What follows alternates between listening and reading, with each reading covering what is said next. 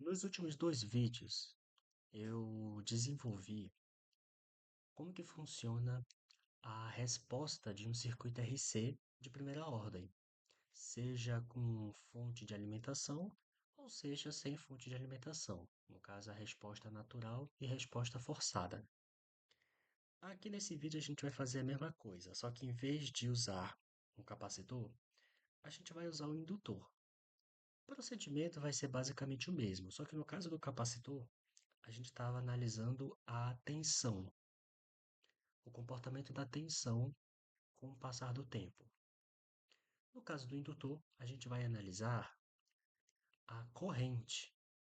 A gente vai analisar a corrente à medida que o tempo vai passando por certos obstáculos. No caso, infinito, podemos dizer assim. Então aqui a gente tem esse circuito RL aqui. A primeira coisa que a gente vai fazer para desenvolver, né, essa resposta ao tempo é a lei de Kirchhoff das tensões. Nesse caso, a tensão do indutor mais a tensão do resistor é igual a zero. Desenvolvendo essa equação, a gente vai ter então que L d I dt mais RI é igual a zero. Dividindo todo mundo por L, a gente vai ter que DI dt mais R sobre LI é igual a zero. Então, nesse caso,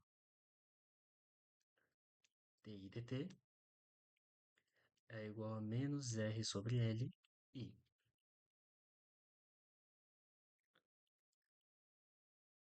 O que vamos fazer aqui agora vai ser basicamente o seguinte. Tudo que for de I, a gente vai colocar para um lado, e tudo que for T, a gente vai colocar para o outro lado. Traduzindo, DI sobre I é igual a menos R sobre L dt.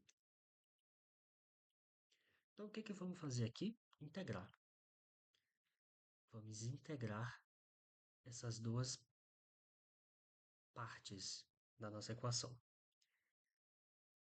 A nossa corrente vai para uma corrente inicial até a nossa corrente genérica no tempo, enquanto que o nosso tempo vai de 0 até t. A primitiva da corrente vai ficar ln de i, vai de I0 até it, menos r sobre l vezes t. Isso de 0 a t. Então vamos ter que ln de i de t, no caso ln de i de t, menos ln de I0 é igual a menos R sobre L t. Mais uma constante, claro, mas eu vou considerar essa constante igual a zero, então a gente vai desconsiderar por enquanto. Até porque já tem aqui a nossa corrente inicial.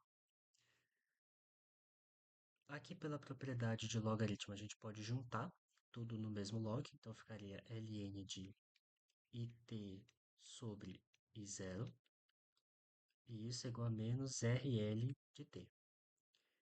Eu vou chamar RL de tal. Eu vou chamar uma letra tal. E aqui nessa equação como um todo eu vou colocar tudo a exponencial de Euler. Então a gente teria como resultado I sobre t sendo igual a I0 exponencial de menos tal vezes t. Se a gente quiser colocar da mesma forma que o capacitor, a gente até poderia ignorar essa equação por enquanto e reescrever tal como sendo L sobre R, para colocar na mesma estrutura que o capacitor. Então a nossa equação ficaria I de t igual a I0 exponencial de menos t sobre tal. Essa aqui seria a nossa equação.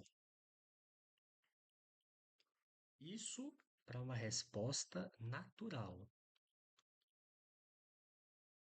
ou seja, sem sem uma fonte de alimentação.